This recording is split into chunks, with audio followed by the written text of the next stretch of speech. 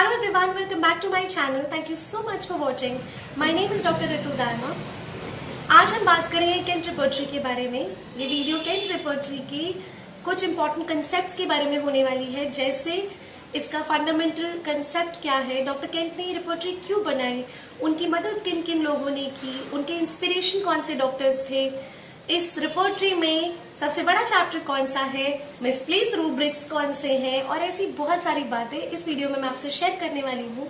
सो अगर आपको ये वीडियो अच्छी लगती है तो please do give a big fat thumbs up to this video and share it with as many as people as you can. Subscribe to my channel if you haven't subscribed it till yet, and watch this video till the end. That's very mandatory, that's very necessary if you want to understand the concepts of Kent Repertory. So without further ado, let's begin. Doctor Kent अपनी early practices में doctor jar की repertory use करते थे, doctor lippy की repertory use करते थे, लेकिन progressively ऐसा होने लगा कि नए नए ड्रग्स का जो है पैथोजेनेसिस होने लगा, नए नए ड्रग्स आने लगे, नए नए रिसर्चेस होने लगे, तो वो दोनों रिपर्टरीज या कहें उस टाइम की कुछ रिपर्टरीज आउटडेटेड होने लगी, उनमें कुछ अपग्रेड नहीं हो रहा था, अपडेट नहीं हो रही थी वो रिपर्टरीज. तो डॉक्टर केंट को ये रियलाइजेशन हुआ कि बहुत सारी ऐसी ड्रग्स हैं, बहुत सारी ऐसी चीजें हैं जो डॉक्टर लिप्पी की रिपर्टरी में नहीं है, जार रिपर्टरी में नहीं है. इससे उन्होंने ये सोचा, इससे उन्हें ये आइडिया आया कि उन्हें अपनी एक रिपर्टरी कंपाइल करनी चाहिए. डॉक्टर केंट बहुत ज्यादा मानते थे डॉक्टर बॉर्निंघहॉसन को, डॉक्टर लिप्पी को और डॉक्टर ली को बहुत ज्यादा मानते थे, और बहुत सारी चीजें उन्होंने डॉक्टर बॉर्निंघहॉसन की रिपर्टरी या फिर कहीं हम बॉर्निंघहॉसन के कॉन्सेप्ट्स को लेकर समझा है.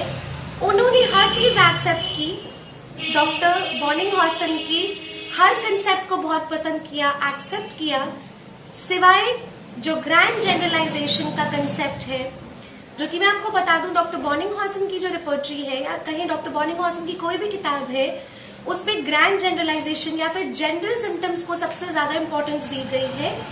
इसके अलावा उन्होंने बहुत इंपॉर्टेंट एक रूल निकाला था जिसे हम कहते हैं लोकेशन, सेंसेशन, मोडालिटीज एंड कंकॉमिटेंट्स. तो लोकेशन, सेंसेशन, मोडालिटीज, कंकॉमिटेंट्स, ये चारों हर एक पर्टिकुलर सिम्टम का लेना है, ये डॉक्टर बॉर्निंघहॉसन का ही कंसेप्ट है, जो डॉक्टर केंट जिससे बहुत ज्यादा जिसको उन्होंने एक्सेप्ट नहीं किया. मैं कहूंगी कि उन्होंने ये दो चीजें एक्सेप्ट नहीं की कि हर एक पर्टिकुलर का लोकेशन, सेंसेशन, मोडालिटीज एंड कंकॉमिटेंट्स होना चाहिए, प्लस जनरल सिम्टम्स को ज्यादा इंपॉर्टेंस देनी चाहिए. इसके अलावा डॉक्टर केंट ने हर चीज को बहुत ज्यादा पसंद किया डॉक्टर बॉर्निंघहॉसन की. अब डॉक्टर ली ने उनकी बहुत ज्यादा मदद की ऑन द इनिशियल फेजेस. जब सेकेंड एडिशन का मैन्यूस्क्रिप्ट वो लोग तैयार कर रहे थे, तो माइंड सेक्शन और हेड सेक्शन जो है डॉक्टर ली तैयार कर रहे थे, लेकिन डॉक्टर ली जो है उन्होंने जनरल सिम्टम्स कहीं या कहीं मोडालिटीज, जनरल्स और मोडालिटीज दोनों बुक के एंड में रखने का सोचा था, जिससे कि डॉक्टर केंट जैसा नहीं चाहते थे. डॉक्टर केंट ऐसा नहीं चाहते थे कि बुक के एंड में हो. डॉक्टर बॉर्निंघहॉसन की बुक्स जो आप लेंगे उनमें मोडालिटीज आपको at the end of the book आपको मिलेंगी. डॉक्टर केंट की रिपर्टरी में ऐसा नहीं है. फिर एक दिन डॉक्टर ली का जो है विजन चला गया और वो ब्लाइंड हो गए, जिसकी वजह से डॉक्टर केंट ने माइंड सेक्शन, हेड सेक्शन सबको अपने प्लान के अकॉर्डिंग करने की शुरुआत की, और उन्होंने वहां से शुरू किया अपनी केंट रिपर्टरी का माइंड सेक्शन. डॉक्टर केंट जो है वो फिर अपनी रिपर्टरी को बिल्ड करने लगे हानेमेनियन कंसेप्ट के बेसिस पर, जहां चल रहे हैं वो जनरल टू पर्टिकुलर. तो हानेमेनियन कंसेप्ट को लेकर उन्होंने शुरुआत की केंट रिपर्टरी की.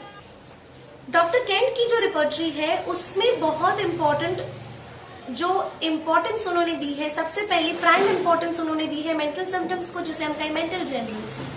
सेकेंड प्राइम इंपॉर्टेंस उन्होंने दी है फिजिकल जनरल्स को, इंक्लूडिंग द मोडालिटीज. तो फिजिकल जनरल जो हम लेते हैं, appetite, thirst, stool, urine, perspiration, desires, aversions, thermal reactions, pity, intolerances, ये सब जो चीजें हैं उनको इंक्लूडिंग द मोडालिटीज उन्होंने सेकेंड इंपॉर्टेंस दिया. और उसके बाद एट लास्ट उन्होंने जो है पर्टिकुलर सिम्टम्स के बारे में सोचा. वो भी कब, जब आपके पास सेट ऑफ रेमेडीज है, मान लीजिए आपके पास 5-6 दवाइयां हैं एट लास्ट, और उनमें से आपको सिलेक्शन करना है, तो उस डिफरेंशिएशन के लिए, उस सिलेक्शन के लिए उन्होंने जरूरी समझा पर्टिकुलर सिम्टम्स को लेना. तो पर्टिकुलर सिम्टम्स की एट लास्ट उन्हें जरूरत पड़ती है फॉर डिफरेंशिएशन ओनली। तो ये 3 इंपॉर्टेंट कंसेप्ट जो है फाउंडेशन है डॉक्टर केंट की रिपर्टरी के। डॉक्टर केंट की जो फाइनल जनरल रिपर्टरी है उसमें डॉक्टर पीयर मेडिट ने कुछ इंडिपेंडेंट चैप्टर्स बनाए, जैसे कि वॉइस का चैप्टर, जैसे कि स्मेल का चैप्टर जो बिल्कुल अलग है। उन्होंने नोज में या फिर लैरिंग्स में दोनों चैप्टर्स को इंक्लूड नहीं किया, नोज में स्मेल नहीं डाला और लैरिंग्स में वॉइस नहीं डाला, दोनों अलग अलग चैप्टर्स बिल्टअप किए। ये डॉक्टर पीयर मेडिट का एडिशन था, उन्होंने ऐड किया ये दोनों चीजें। डॉक्टर केंट की रिपर्टरी में आपको कोई भी सेक्शन नहीं मिलेगा by the name of circulatory system, nervous system, glandular system, ऐसा कोई सेक्शन नहीं है। अब हम बात करते हैं सबसे बड़ा चैप्टर कौन सा है केंट रिपर्टरी का। सबसे बड़ा चैप्टर है केंट रिपर्टरी का माइंड, जिसमें कि 529 रूब्रिक्स है और सब रूब्रिक्स है 3782।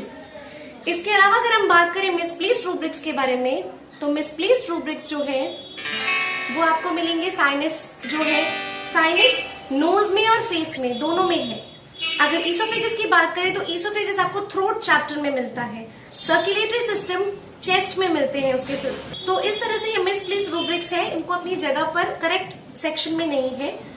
केंट रिपर्टरी का जो अमेरिकन एडिशन है which is this one, this is the 6th edition of American edition. Basically 6th American edition में अगर आप पेज नंबर 1023 पर जाते हैं, 1023 चैप्टर में 1023 पेज नंबर पर पाम की इचिंग है।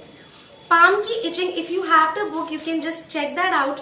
उसमें पाम की इचिंग में अगर आप जनरल रूब्रिक देते हैं उसमें एनागैलिस कहीं पर भी नहीं दी हुई है, लेकिन आप सब रूब्रिक में जब चेक करते हैं रबिंग एमिलेशन तो एनागैलिस आपको बोल्ड में मिलती है, that means first grade remedy मिलती है।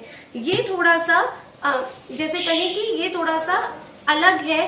जनरली एनागैलिस जो है रूब्रिक के अंदर भी होनी चाहिए, जो कि मेन रूब्रिक के अंदर है ही नहीं। इसके अलावा कंफ्यूजिंग रूब्रिक क्या है, जैसे कि माइंड चैप्टर में आपको साइनिंग दिया हुआ है।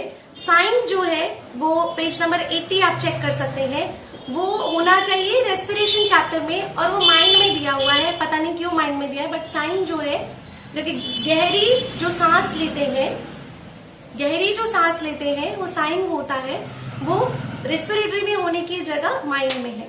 तो ये कुछ कंफ्यूजिंग रूब्रिक्स है, कुछ मिसप्लेस्ड रूब्रिक्स है। And I hope you like this video. अगर आपको पसंद आई ये छोटी सी वीडियो तो आप प्लीज लाइक जरूर कर लीजिए और सब्सक्राइब कर लीजिए मेरे चैनल को। I will continuously be posting new and new videos from Organon of medicine as well as the Kent repertory. दोनों सीरीज साइमल्टेनियसली चल रही है। Stay safe, wear mask and stay connected with homeopathy. Thank you so much.